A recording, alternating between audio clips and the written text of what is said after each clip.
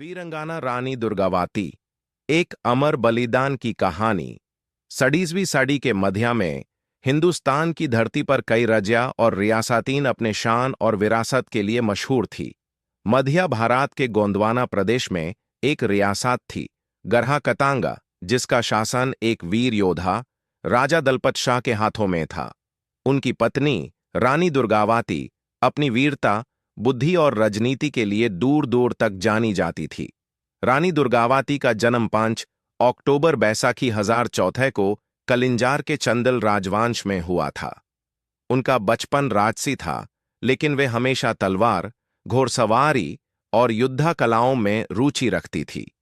उनका विचार था कि एक सच्ची रानी सिर्फ सिंहासन पर बैठने से नहीं, अपने लोगों के लिए लड़ने से बनती है।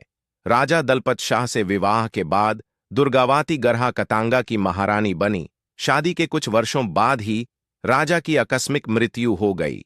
उस समय उनका पुत्र वीर नारायण सिर्फ 3 वर्ष का था। राज्य में अशांति का माहौल था, मगर रानी दुर्गावती ने कभी हार नहीं मानी। उन्होंने अपने पुत्र के नाम पर राज्य संभाला और खुद राजमाता और संरक्षिका के रूप में शासन चलाने लगी।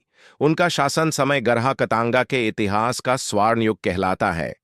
रानी ने किसानों को भूमि दी, नए तालाब बनवाए, व्यापार में वृद्धि की और अपने सैन्य को मजबूत किया। उनकी प्रजा उनसे प्रेम करती थी और दुश्मन भी उनका सम्मान करते थे। लेकिन शांति कब तक टिकती? 5050 में दिल्ली के मुगल सम्राट अकबर ने अपने साम्राज्य को विस्तार देना शुरू किया।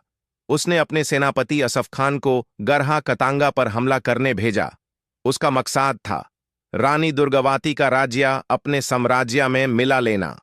रानी के मंत्रियों ने सलाह दी कि वे पीठ दिखाकर जंगलों में चले जाएं, लेकिन रानी दुर्गावती ने साफ कहा, जीवित रहकर लाज खो देना उस मरने से अधिक दुखदायक है। वीरंगाना कभी युद्ध से नहीं भागती। रानी ने अपने बस 1000 सैनिकों के साथ युद्ध की तैयारी की। दुश्मन की सेना अधिक थी, अस्त्रस्वान से ज्यादा सैनिक, हाथी, तोपें और घोड़सवार। लेकिन रानी ने पर्वत और जंगल के भूगोल का लाभ उठाते हुए नर्राई घाटी में अपनी सेना को तैनात किया। घाटी ऐसी थी कि मुगल सैन्य एक साथ प्रवेश नहीं कर सकती थी। युद्ध शुरू हुआ। रानी दुर्गावती खुद हिरन जैसी फुर्ती से घोड़े पर सवार होकर युद्ध भूमि में दुश्मन पर वार कर रही थी। वीर नारायण, जो अब किशोर हो चुका था, अपनी मां के साथ लड़ रहा था।